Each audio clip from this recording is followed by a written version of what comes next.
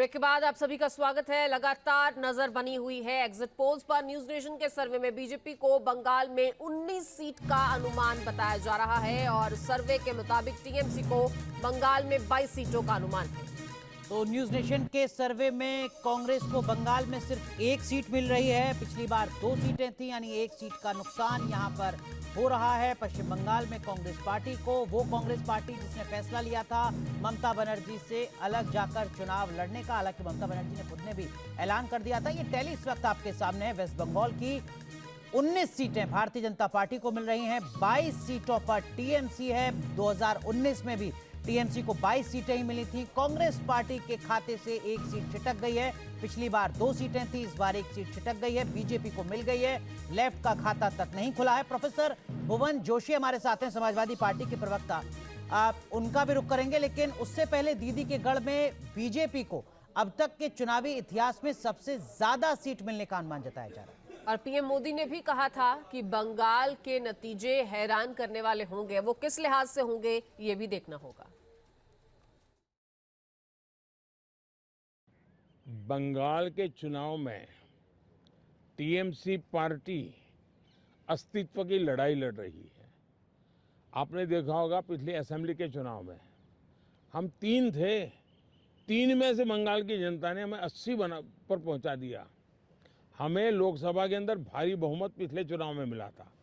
इस बार पूरे हिंदुस्तान में द बेस्ट परफॉर्मिंग स्टेट कोई होगा तो पश्चिम बंगाल होने वाला है। भारतीय जनता पार्टी को सर्वाधिक सफलता पश्चिम बंगाल में मिल रही है।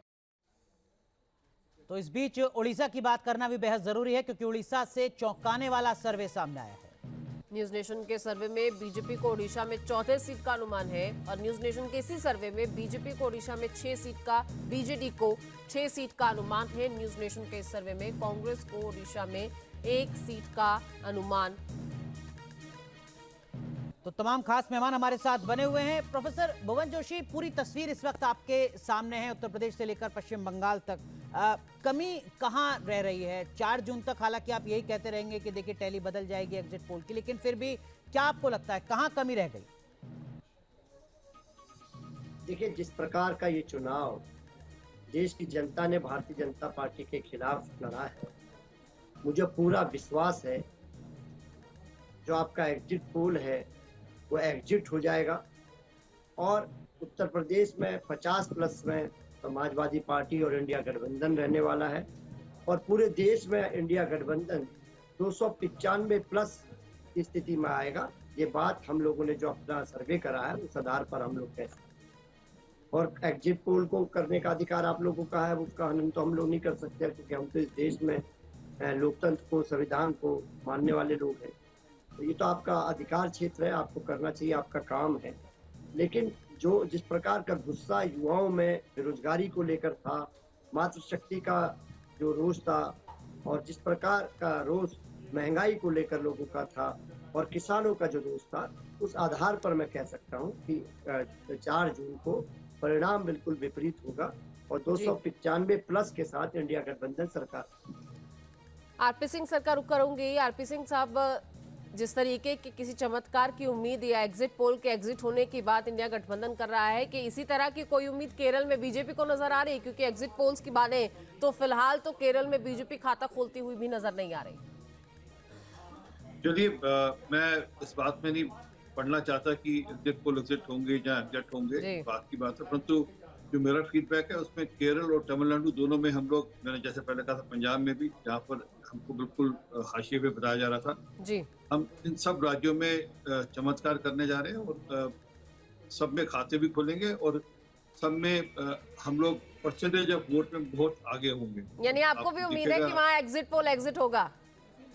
मैंने ऐसा कहा ही नहीं, मैंने कब कहा? मैंने तो ये नहीं कहा, ये इनकी भाषा होगी क्योंकि हम लोग लोकतंत्र में, और लोकतंत्र में हर प्रक्रिया का अपना एक महत्व है। एग्जिट पोल भी उसकी लोकतंत्र की एक प्रक्रिया का हिस्सा है, परंतु मैं उससे राजी ना हूँ। ये मेरा अधिकार क्षेत्र है। मैं अभी भी कह रहा हूँ कि केरल के अंदर और आंध्रा के अंदर हम लोग अच्छा करेंगे तो अगर इस ढंग से कहा जाए तमिलनाडु के अंदर तो अनुराग चुनाव देखिए, की अच्छा तारीखों का ऐलान हुआ था, उससे पहले खबर आई थी कि प्रधानमंत्री नरेंद्र मोदी ने अलग अलग मंत्रालयों से अगले 100 दिन का रिपोर्ट कार्ड मांगना शुरू कर दिया है नतीजों के बाद का। लेकिन अब एग्जिट पोल, न्यूज नेशन के सर्वे के बाद खबर आ रही है कि 100 दिन के एजेंडे की समीक्षा को लेकर प्रधानमंत्री बैठक कर रहे हैं। एक के बाद एक 7 महत्वपूर्ण बैठक प्रधानमंत्री नरेंद्र मोदी करेंगे। और आपको बता दें, पूर्वोत्तर के हालात पर यह चर्चा होगी। रेमल चक्रवात से तबाही की बात होगी, हीट वेव को लेकर भी बात होगी। लेकिन खबर यह है कि इस बैठक में पीएम मोदी 100 दिन के एजेंडे की समीक्षा करेंगे। 100 दिन का रोड मैप तैयार होगा। तो इसका जिक्र कई साक्षात्कार जो प्रधानमंत्री ने दिए उसमें भी किया है। बड़ी खबर है। और लीडरशिप को लेकर जब जब चर्चा होती है तब इसी तरीके के भारतीय जनता पार्टी के प्रधानमंत्री नरेंद्र मोदी के एक्शन मोड की चर्चा होती है, जिसमें अब खबर आ रही है कि 100 दिन का, आने वाले 100 दिन का एजेंडा क्या होगा, इसको लेकर रिव्यू मीटिंग प्रधानमंत्री नरेंद्र मोदी ने शुरू कर दी है। यानी जैसे ही 4 जून को नतीजे आएंगे, भारतीय जनता पार्टी अगर चुनाव जीतती है, प्रधानमंत्री शपथ लेते हैं, उसके बाद अगले 3 महीने किस तरीके से वो काम करेंगे उसको लेकर रणनीति बन रही है। एनके सर, जब जब एक लीडरशिप का जिक्र होता है सर, तो तब तब प्रधानमंत्री नरेंद्र मोदी का जिक्र होता है। यही जिक्र होता है कि किस तरीके से वो आगे काम करते हैं। और आज जो ये खबर आ रही है, सर्वे के तुरंत बाद की बैठकों का दौर शुरू हो गया है।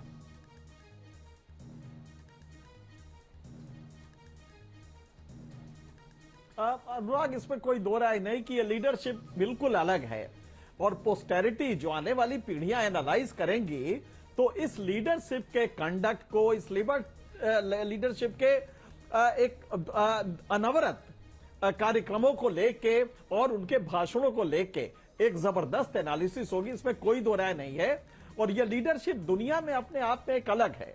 आप देखिए, कल तक वो जो आदमी चुनाव प्रचार कर रहा था और एक एक लम्हे पे कर रहा था, वो आज कैबिनेट मीटिंग लेगा। और अभी कहीं नहीं, एग्जिट पोल, दुनिया जानती है कि एग्जिट पोल का मतलब रियल पोल नहीं होता है, रियल नहीं होता है। तो इसमें तो कोई दो राय नहीं कि मोदी जी का व्यक्तित्व और ये लीडरशिप आने वाली पीढ़ियों के लिए भी चमत्कार ही होगा। लेकिन ये बात बिल्कुल सही है कि जो आप ये रिजल्ट दिखा रहे हैं, राज्यों में भी अगर जहां जहां चुनाव हो रहे हैं, अगर ये बीजेपी के लिए पॉजिटिव रहा, तो जो सबसे बड़ा इसका फायदा होने जा रहा है वो 1 नेशन 1 इलेक्शन। इसमें संविधान के 3 प्रावधान ऐसे हैं जिनमें संशोधन के लिए आपको राज्यों की सहमति चाहिए, आधे राज्यों की सहमति चाहिए। उसके लिए यह बहुत जरूरी था कि बीजेपी को इन जगहों पे अपना शासन हो। लिहाजा नॉर्थ ईस्ट में अगर आप देखें, और हो सकता है कि आंध्र प्रदेश में भी यह स्थिति बने, तो ये जो हमें लग रहा है कि इसका पॉजिटिव इंपैक्ट होगा। 1 नेशन 1 इलेक्शन का जो स्कीम है, उसमें पहला लाभ ये मिलने जा रहा है कि संविधान में जो परिवर्तन करेंगे उसका अनुमोदन राज्यों से हो जाएगा। जी, राहुल सर का रुख कर लेते हैं। राहुल सर, जिस तरीके से साउथ का किला भेदने की कोशिश लगातार हो रही थी, कर्नाटक में तो दिख रहा है, लेकिन अगर अन्य राज्यों की बात करें, केरल की बात मैं कर लूं, तेलंगाना की बात कर लूं, तो क्या यहाँ पर परफॉर्मेंस में कुछ इंप्रूवमेंट होगा? या टक्कर की बात तो मुझे लगता नहीं, लेकिन अगर वोट प्रतिशत की बात करें तो क्या उसी से संतोष करना होगा, उसी के बढ़ने से बीजेपी को? नहीं, संतोष करने की बात नहीं है। ये निर्भर करता है कि कहां से शुरुआत हो रही है। अगर बहुत नीचे से शुरुआत हो रही है और उसके बाद संघर्ष के बाद एक अच्छी सम्मानजनक स्थिति में वोट शेयर के ही रूप में अगर पार्टी पहुंचती है, तो इसको उपलब्धि कहा जाएगा। दक्षिण हमेशा से पिछले मतलब पूरे 75 वर्ष में हमने देखा है कि दक्षिण के राज्य बाकी उत्तर के और दूसरी जगहों के राज्यों से थोड़ी अलग दिशा में चलते रहे हैं। वहाँ की राजनीति का चरित्र बिल्कुल अलग है। तो उसमें उत्तर की एक पार्टी माने जाने वाली पार्टी का प्रवेश होना, एक प्रदेश में उसका दबदबा कायम हो जाना, और फिर दूसरे प्रदेशों में, अब ये देखिए उड़ीसा के और आंध्र प्रदेश, तेलंगाना, तीनों में भी सब जगह है कि उसका प्रदर्शन बहुत अच्छा होगा। तो अगर इसके बाद केरल में एक सीट ना भी मिले, लेकिन अगर उसका वोट शेयर अच्छे तरीके से बढ़ता है, तमिलनाडु में सीट मिले ना मिले, वहां पे 1-2 सीटों का अनुमान लगाया जा रहा है कि वहां पे 1-2 सीटें मिल सकती हैं, लेकिन वोट शेयर बढ़ेगा, इसमें किसी को संदेह नहीं है। तो ये निश्चित रूप से एक उपलब्धि होगी। बिल्कुल। तो इतने बड़े प्रदेश, इतने बड़े देश में जहाँ पे इतने सारे प्रदेश हैं, उसमें 1-2 प्रदेश ऐसे रह जाएं जहाँ पे सीटें कम हो या ना हो, तो ये कोई बड़ी बात नहीं है। लेकिन बाकी जगह होना वो ज्यादा बड़ी बात है, ज्यादा बड़ी उपलब्धि है। इस बीच एग्जिट पोल को लेकर जुबानी जंग भी तेज हो चुकी है। भारतीय जनता पार्टी ने नतीजों को मोदी पर जनता का भरोसा बताया है। तो वहीं विपक्ष की बात करें तो एग्जिट पोल पर लगातार विपक्ष सवाल उठा रहा है और कहा जा रहा है कि 4 जून का इंतजार करना होगा।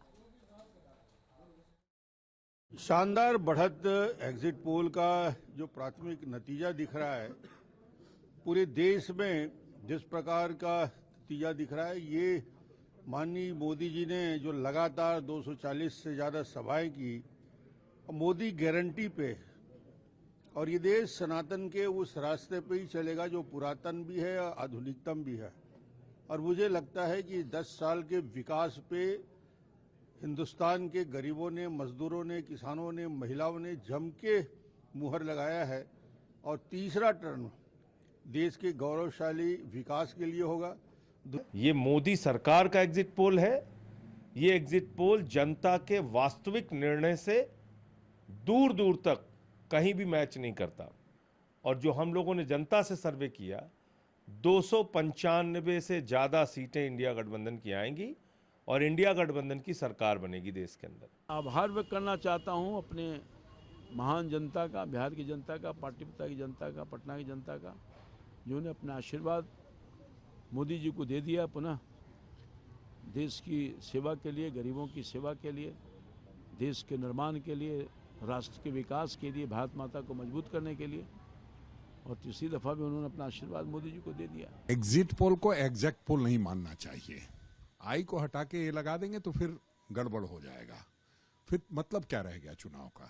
जिस तरह से परसेंटेज लोग बता रहे हैं कि ऐसे 51% उसका हो गया, 46% उसका हो गया, किस सीट पे किसको कितना ज्यादा परसेंटेज मिल जाएगा और उस हिसाब से आप निर्णय ले लेंगे। कोई हो सकता है 1.5 लाख वोट से जीत रहा हो और उसका परसेंटेज वहां ज्यादा हो और उससे आप पूरे राज्य का हिसाब किताब कर ले, ये ठीक नहीं है। आरपी सिंह साहब, दक्षिण भारत के जो तमाम राज्य हैं और उसको लेकर जो न्यूज नेशन का सर्वे है, उसमें एक बात ये समझ में आती है कि भारतीय जनता पार्टी लगातार बढ़त बना रही है। तमिलनाडु में जहां अब तक बीजेपी का खाता तक नहीं खुलता था, कई दशकों तक राष्ट्रीय पार्टी मजबूत नजर नहीं आती थी, वहां 1 या 2 सीटें मिल सकती हैं। केरल में पिछली बार 13% वोट प्रतिशत था, इस बार कहा जा रहा है कि 1-2 सीटें भी केरल में निकाल सकती हैं। आंध्र प्रदेश में भारतीय जनता पार्टी को पिछली बार 1% से भी कम वोट मिल रहा था, इस बार 4 सीटें मिलती हुई नजर आ रही है न्यूज नेशन के सर्वे में। इसी तरीके की स्थिति तेलंगाना की भी है, जहां इस बार तेलंगाना में ज्यादा सीटें मिल रही हैं 2019 के मुकाबले। इसके पीछे कोई खास रणनीति जिस पर बीजेपी ने काम किया? देखिए, जो अभी राहुल सर कह रहे थे, मैं उस बात को आगे बढ़ाता हूँ। आप सिर्फ सीटें ही मत गिनिए। हम दक्षिण भारत में नंबर 1 की पार्टियों के, राष्ट्रीय पार्टी में से नंबर 1 की पार्टियों के जितना सीटें हमारे पास होंगी, परंतु जो परसेंटेज ऑफ वोट बढ़ रहा है और जो वहां पर हम लोग वैक्यूम भरने जा रहे हैं, इसी प्रकार की स्थिति बंगाल में थी पिछले चुनाव के अंदर, जब लोग मानते नहीं थे कि हम लोग वहाँ अच्छा करेंगे। आज बंगाल के अंदर पक्ष के नाम पर सब हम लोग हैं, कांग्रेस और लेफ्ट पार्टी का 16 सा हो गया। यही लगभग परिस्थिति आने वाले दिनों में आपको तमिलनाडु और केरल में दिखेगी। हाँ, जहाँ तक ओवरऑल परफॉर्मेंस की बात है, दक्षिण भारत के अंदर पार्टी ने फोकस किया, मेहनत करी, हमारे यहाँ लीडरशिप में भी कुछ चेंज लाई गई और उसका आज आउटकम है कि हम लोग वहाँ परफॉर्म अच्छा कर रहे हैं और एक क्रेडिबल ऑप्शन की तरह उभर कर आ रहे हैं। और आने वाले दिनों में आप देखिएगा, तो अगला जो भी चुनाव होगा, असेंबली चुनाव होगा, उसमें हम लोग बहुत अच्छा परफॉर्म करेंगे और हो सकता है कि हम मेन लाइन पार्टी बनकर वहाँ इमर्ज करें। जी, रंजीत जी का रुख के लेते हैं। रंजीत जी, एक तरफ जो है वो है कुनबा बड़ा करने की बात हो रही थी, लेकिन अगर साउथ में देखें तो वही कुनबा फिर से वहां पर बिखरा हुआ नजर आया और इसे लेकर कई बार कटाक्ष भी किए गए। तो आपको लगता है कि अगर वहां पर एकत्व की स्थिति होती तो परफॉर्मेंस और बेटर हो सकती थी और वहां तो एटलीस्ट एक बड़ी टक्कर दी जा सकती थी एनडीए को? ये कहीं ना कहीं कमी आप महसूस करते हैं कि ये बिखराव रहा?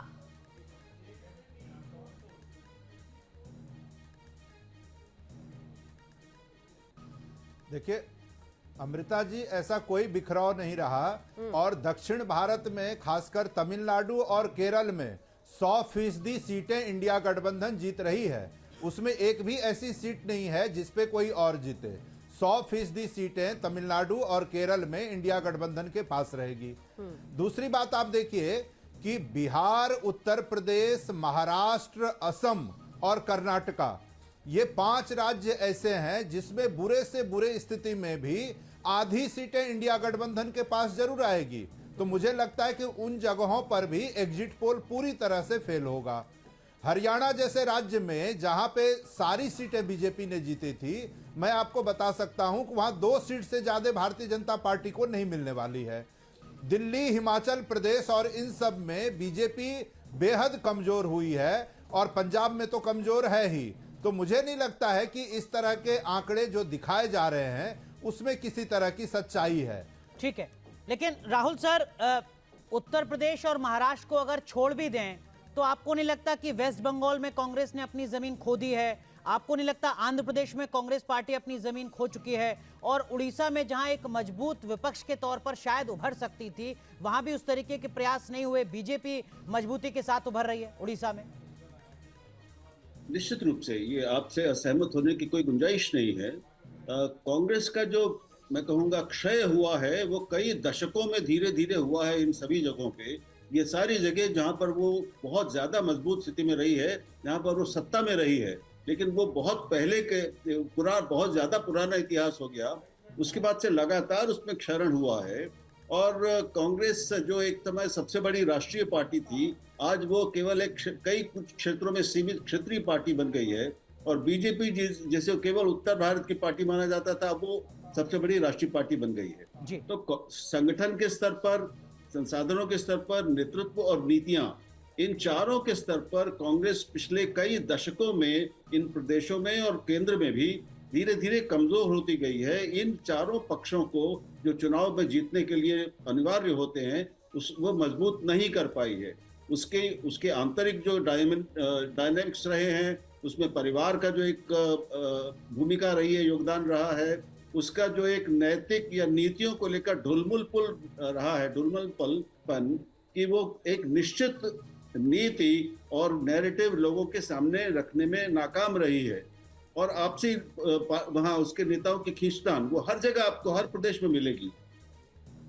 तो अपने आंतरिक समस्याओं, कमजोरियों के कारण और एक स्पष्ट वैचारिक विकल्प प्रस्तुत करने की नाकामी के कारण उसको मैं समझता हूं कि ये सब जगह, इन जगह पर जहां पर वो सत्ता में रही है, आज वो लगभग हाशिए पे आ गई है। और अब पश्चिम बंगाल जैसी जगहों पर और भी कई जगह, लेकिन पश्चिम बंगाल पे विशेष तौर पर यह तय है कि अगर उसको अपना अस्तित्व बचाना है तो वो अकेले अपने दम पर नहीं कर सकती।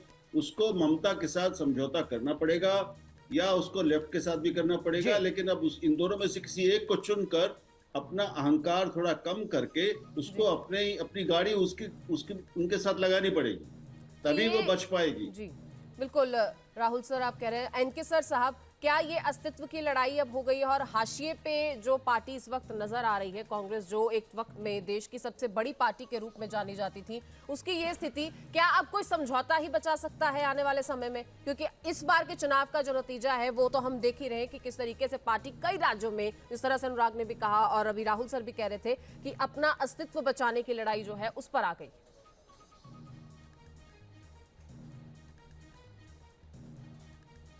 नहीं, देखिए, मान लीजिए कि समझौता ही करे तो क्या उससे अस्तित्व बच जाएगा?